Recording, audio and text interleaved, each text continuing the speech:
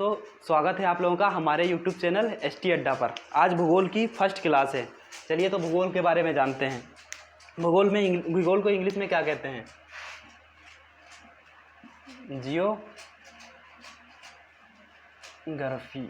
Geography. दोस्तों, पृथ्वी हमारी कैसी है?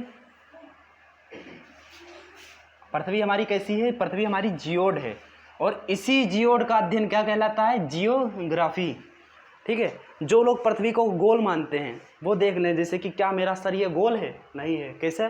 कहीं क्या है, कहीं हिमालय पर्वत निकला हुआ है, कहीं माथा बाहर निकला है, कहीं ये आंखें अंदर हैं, गड्ढा है, कहीं ये घास का मैदान बना है, कहीं कुछ। इसी तरीके से पृथ्वी में क्या है, कहीं हिमालय निकल गया, कहीं समुद्र आ गया, कहीं क्या हो गया, मैदानी क्षेत्र हो गया, कहीं जंगल निकल आए, कहीं घास का मैदान हो गया, कहीं कुछ।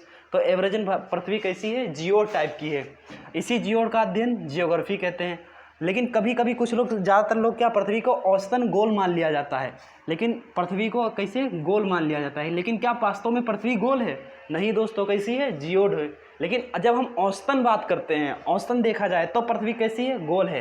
कैसे जैसे हम लेते हैं, पृथ्वी के ऊपर देखें, कहीं हिमालय निकला है, कहीं नदियाँ, नाले, क्या समुद्र वगैरह बने हैं। तो जो हिमालय निकला, जो थोड़ा ऊंचा है, उसको क्या कर देते हैं, थोड़ा चाट के नीचे कर देते हैं। जो नीचा है उसको क्या कर देंगे, ऊपर बढ़ा देंगे। औसतन वही मान निकल के आ जाएगा। ऐसे जब जो ऊपर है उसको नीचे, जो नीचे है उसको ऊपर, ऐसे एक एवरेज आकृति देखेंगे तो कैसा, गोल बन जाएगा। इसीलिए औसतन पृथ्वी को कैसा मान लिया जाता है? गोल मान लिया जाता है। लेकिन वास्तव में पृथ्वी है कैसी? जियोड है।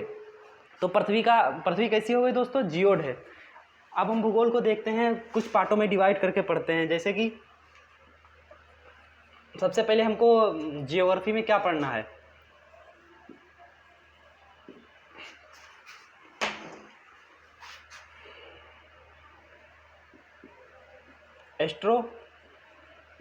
एस्ट्रोनॉमी। सबसे पहले एस्ट्रोनॉमी पढ़ेंगे ताकि हमको पृथ्वी की उत्पत्ति का अध्ययन हो जाए। उसके बाद क्या पढ़ेंगे दूसरे नंबर पे?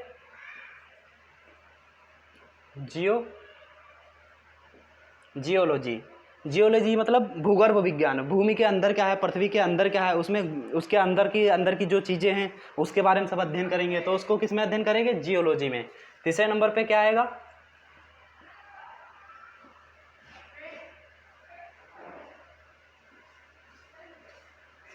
टोपोग्राफी।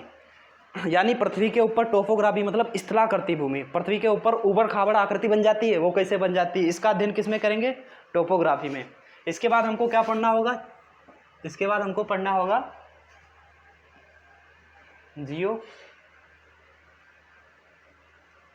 जियोग्राफी। इसी में हम आपको पढ़ा देंगे वर्ल्ड ज्योग्राफी, इसी में इंडियन ज्योग्राफी, और बाकी जो थोड़ा बहुत बचता है वो भी इसी में सब पढ़ा दिया जाएगा। तो हम आज कहाँ से स्टार्ट करते हैं? एस्ट्रोनॉमी से।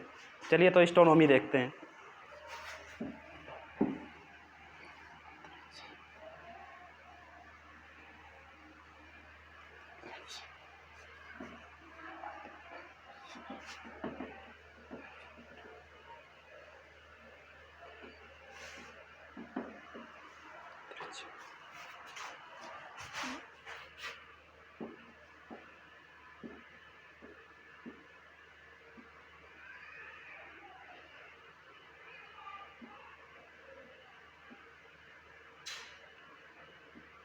एस्ट्रोनॉमी को हिंदी में क्या कहते हैं? अंतरिक्ष विज्ञान।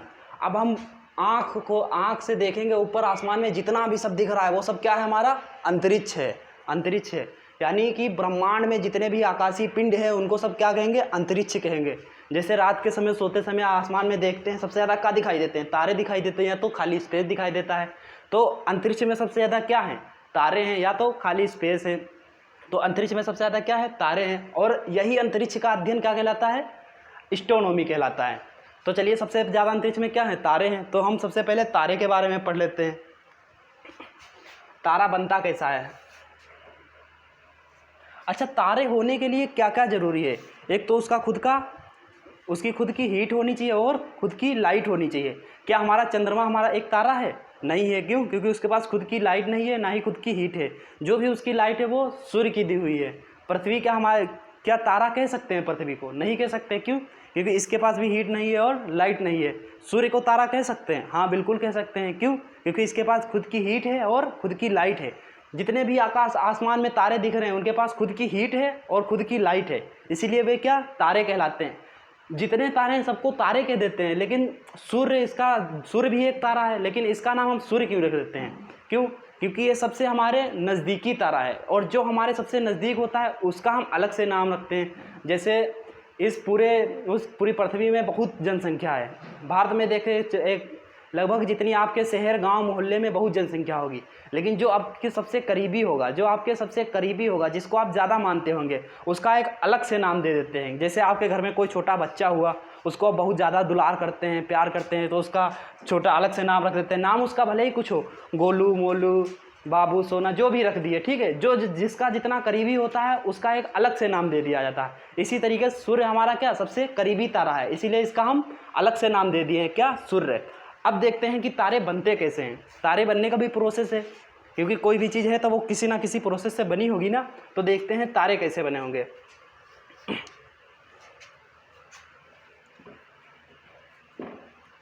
तारे बनने के पहले क्या होता है? तारे बनने से पहले एक गैसों का बादल होता है।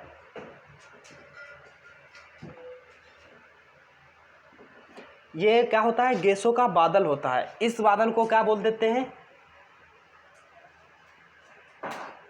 निहारिका। इसको इंग्लिश में क्या बोलते हैं? नेबुला बोलते हैं। अब जब यही गैसों का बादल इसका गुरुत्वाकर्षण बढ़ने लगता है तो ये पास पास आने लगता है और धीरे धीरे इसमें क्या होने लगती है? धीरे धीरे इसमें आग लग जाती है और यह जलने लगता है। वही जलता हुआ पदार्थ क्या कहलाता है? वही जलता हुआ पदार्थ क्या कहलाया? वही जलता हुआ पदार्थ तारा कहलाता है। क्या? तारा। तो तारा कैसे बना? गैसों का बादल था, इसमें क्या हुआ? इसमें गुरुत्वाकर्षण बढ़ता गया तो जितनी भी गैसें थी पास पास आती गई, उसमें हीट जनरेट होने लगी। धीरे धीरे क्या हो गया? उसमें नाभिकीय संलयन होने लगा और उसमें आग लग गई। जैसे ही आग लगी क्या बन गया? तारा बन गया। अच्छा, तारे में क्या हो रहा है? एक तो नाभिकीय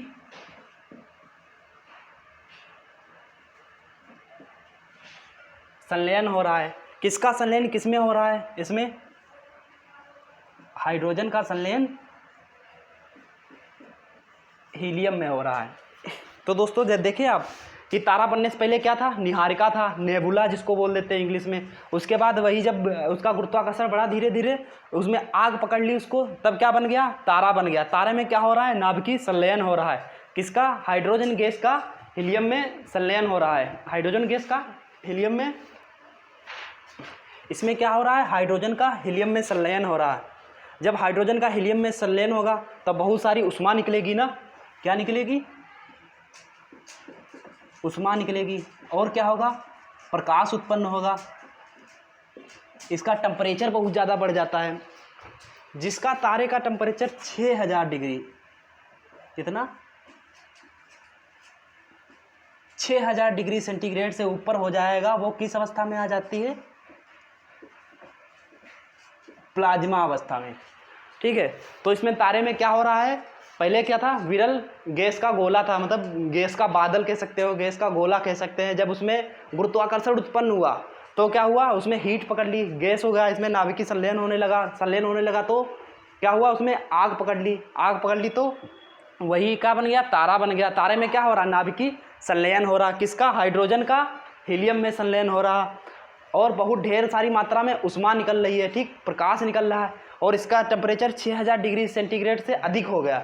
जिसका टेम्परेचर 6000 डिग्री सेंटीग्रेड से अधिक हो जाएगा वही लगभग तारा 6000 डिग्री सेंटीग्रेड से ऊपर हो जाए, वही क्या होगा? प्लाज्मा अवस्था में हो जाता है। ठीक है।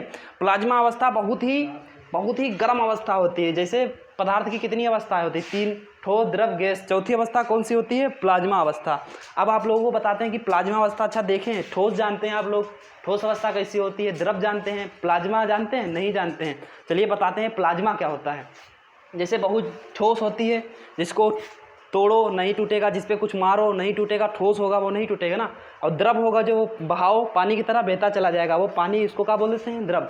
गैस क्या है? गैस तो जो ब्रह्मांड में सब फैली है इसको क्या बोलते हैं, गैस। फिर प्लाज्मा अवस्था कौन सी होती है, इन सब के बीच की होती है।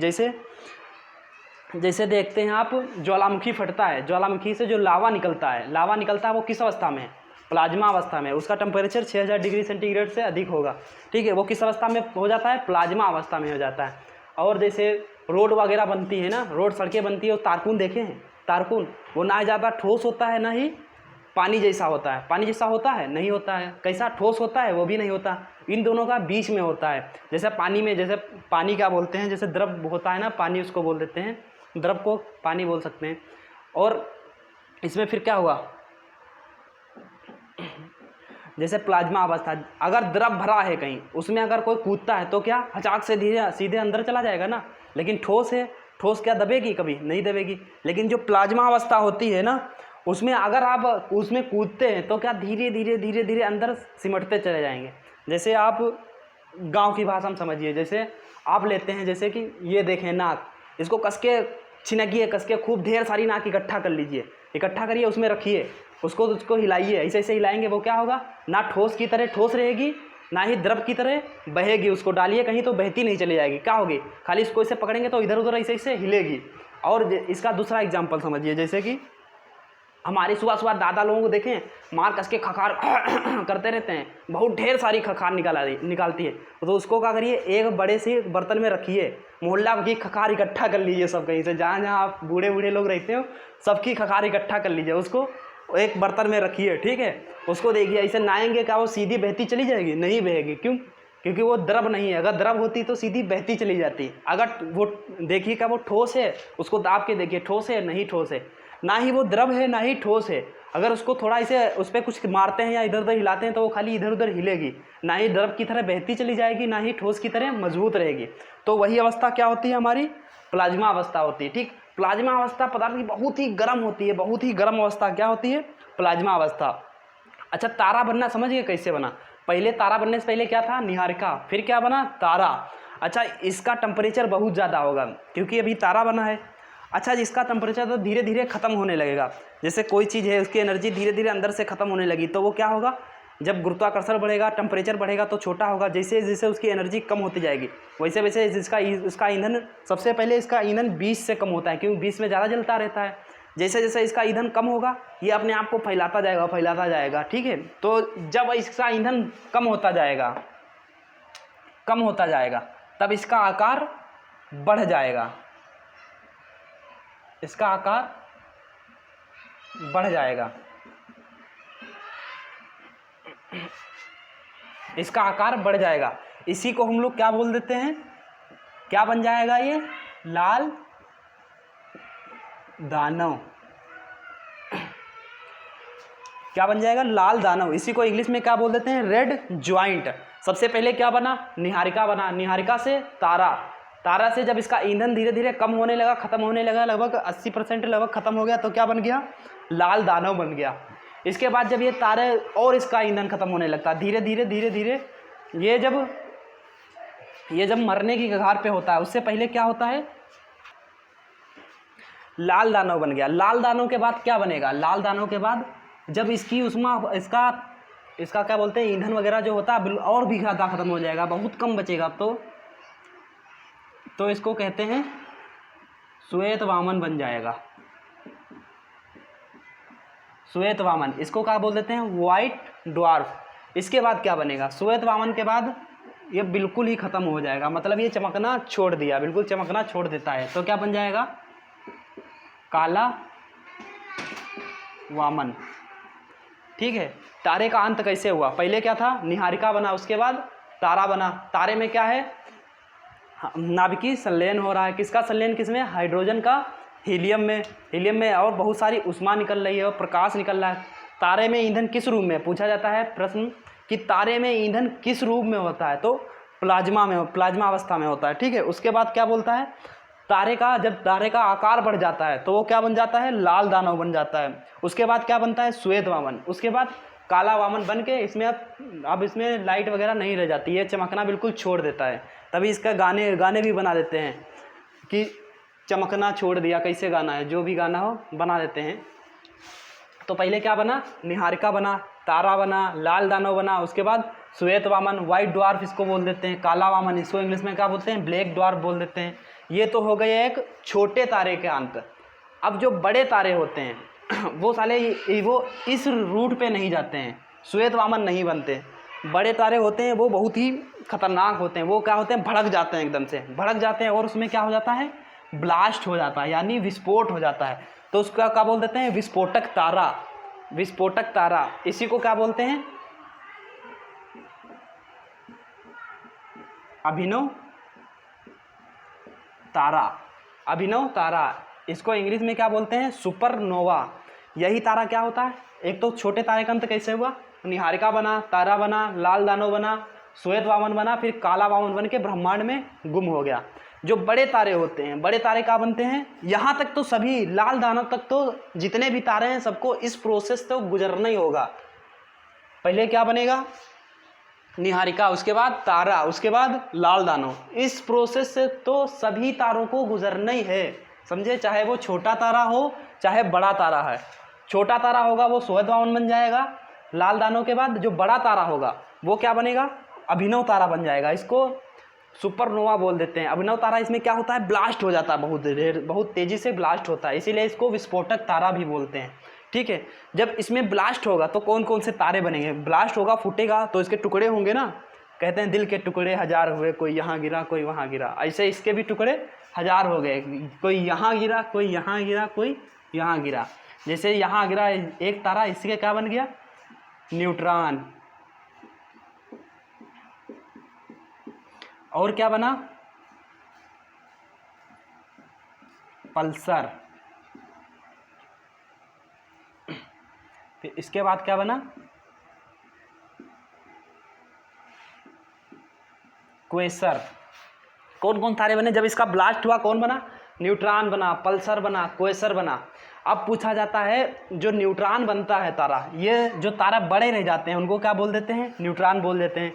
जो थोड़ा चमकते रहते हैं वो पल्सर क्वेसर, चमकते रहते हैं, ये भी बोल दिया जाता है। क्वेश्चन पूछ लिया जाता है कि ब्रह्मांड में सबसे तीव्र गति से घूमने वाले तारे कौन से हैं, तो कौन से होंगे, पल्सर और क्वेसर। क्यों, क्योंकि जब अभिनव तारा ब्लास्ट होता है बहुत तेज़ी से, जो ब्लास्ट होता है तो टुकड़े उसके गिरते हैं, तो कुछ टुकड़े जो टुकड़े होते हैं वो बहुत तेज़ी से घूमने लगते हैं, उन्हीं को क्या बोल दिया जाता है, पल्सर और क्वेसर। क्वेसर पूछ लिया जाता है ब्रह्मांड में सबसे ज़्यादा चुंबकत्व किस तारे में होता है, तो क्वेसर में होगा। ठीक है, इसके बाद क्या होता है, न्यूट्रॉन। कुछ तारे न्यूट्रॉन होते हैं, न्यूट्रॉन तारे होते हैं जो धीरे धीरे क्या होते हैं, अभी तो ये गर्म है, फिर धीरे धीरे ठंडे होने लगते हैं। जब ठंडे होंगे धीरे धीरे तो ये सिकुड़ने लगते हैं, आपस में सिकुड़ के इतना ज़्यादा इनकी डेंसिटी हो जाता है, इतना घने हो जाते हैं कि धीरे धीरे आगे चल के ब्लैक होल बना लेते हैं।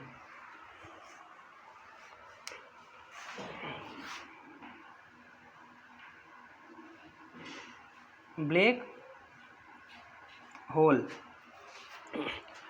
ब्लैक होल कौन तारे बनाते हैं, न्यूट्रॉन। क्या इसकी जैसे न्यूट्रॉन तारा हुआ, इसका धीरे धीरे क्या होगा, तारा यहाँ से तो फूट गया, यहाँ से ब्लास्ट हुआ, क्या न्यूट्रॉन बनाया। अब न्यूट्रॉन का होगा धीरे धीरे ये ठंडा होगा, धीरे धीरे ठंडा होगा, तब इसका गुरुत्वाकर्षण बढ़ता रहेगा, इतना बढ़ेगा, एक टाइम ऐसा आएगा बिल्कुल सिकुड़ के बिल्कुल चपाती जैसा हो जाएगा। ठीक है, तो उसी को क्या बोल देते हैं, ब्लैक होल। इसकी डेंसिटी इतनी ज़्यादा हो जाती है कि यहाँ ब्लैक होल की अगर हम 1 चम्मच मिट्टी ले लें, 1 चम्मच मिट्टी लेते हैं तो 10 हाथियों के बराबर होगी। यहाँ ब्लैक होल की 1 चम्मच मिट्टी का वजन कितने, 10 हाथियों के बराबर होगा, इतनी ज़्यादा इसकी डेंसिटी हो जाती है। यही ब्लैक होल जो किसी को 1 चम्मच मिट्टी है, 1 चम्मच मिट्टी के बराबर ब्लैक होल की मिट्टी किसी के फेंक के मार दिया जाए तो क्या होगा, उसका फेंक के मार ही नहीं पाएंगे, पहली बात उसको उठा ही नहीं पाएंगे ना, उठाने के लिए भी चाहिए, उसको उठाने के लिए तो क्रेन वगैरह लाना पड़ेगा ना, तब उठा पाएंगे इसकी 1 चम्मच मिट्टी। तो सोचो ब्लैक होल कितना बड़ा होगा। अगर एक ब्लैक होल एक शहर के बराबर आ जाए और आके पृथ्वी से टकरा जाए तो क्या होगा, क्योंकि इसकी डेंसिटी बहुत ज़्यादा है। जिसकी डेंसिटी ज़्यादा होगी वो कम डेंसिटी वाले को ना चीर के निकल जाएगा। ब्लैक होल क्या होगा, पृथ्वी से चीर के निकल जाएगा, इस पार से निकलेगा उधर निकल जाएगा, तो क्या होगा, पृथ्वी के अंदर जितने भी ज्वालामुखी है वो सब क्या हो जाएंगे, भड़क जाएंगे, कहाँ, सतह पे आ जाएंगे। कहीं यहाँ ज्वालामुखी गिर रहा, कहीं यहाँ गिर रहा, और ज्वालामुखी भी किस अवस्था में है, प्लाज्मा अवस्था में है, उसका भी टेम्परेचर 6000 डिग्री सेंटीग्रेड से अधिक होगा। तो कहीं यहाँ गिर रहा प्लाज्मा, कहीं यहाँ गिर रहा, तो उस टाइम क्या होगा, दुनिया का अंत हो जाएगा। तो अब देखते हैं इसमें क्वेश्चन कैसे पूछा जाता है।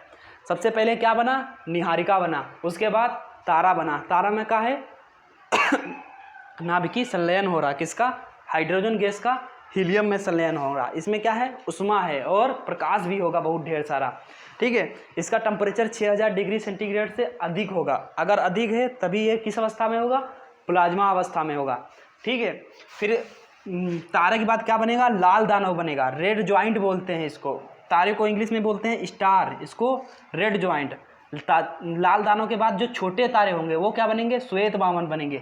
श्वेत वामन, इसमें भी जीवन का भी कुछ अंश है। यह धीरे धीरे चमकता रहता है, हल्का। कभी देखे हो तारे कुछ डिपर मारते रहते हैं, धीरे धीरे बुझते बंद होते हैं, बुझते बंद होते हैं, तो वो कैसे होते हैं, श्वेत वामन होते हैं। इसको जीवाश्म तारा भी बोल देते हैं। क्या बोलते हैं,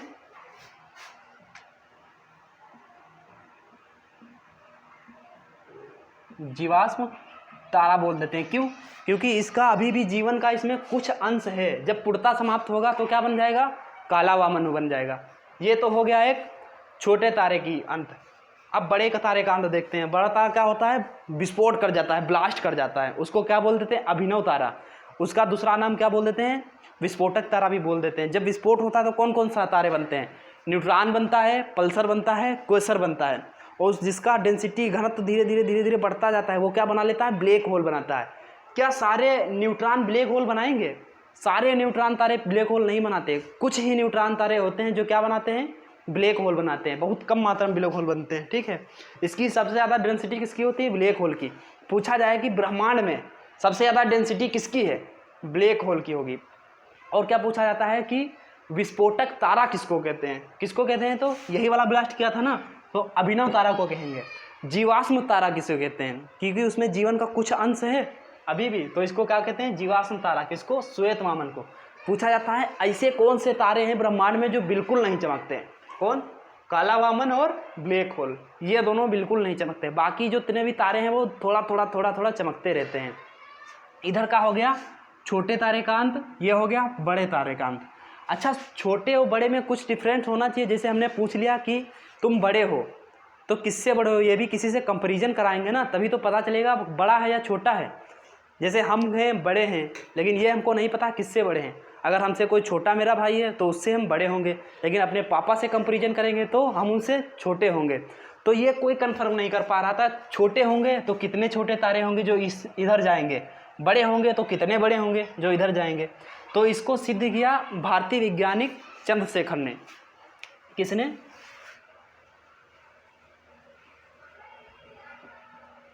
चंद्रशेखर ने। ये कहाँ के थे, भारतीय वैज्ञानिक थे। इन्होंने बताया जो सूर्य है, सूर्य से 1.5 गुने से जो छोटा है, यानी कि जो सन है हमारा, सन के 1.5 गुने यानी 1.44। 1.5 गुना कितना होता है, 1.50, ये होता है 1.5 गुना।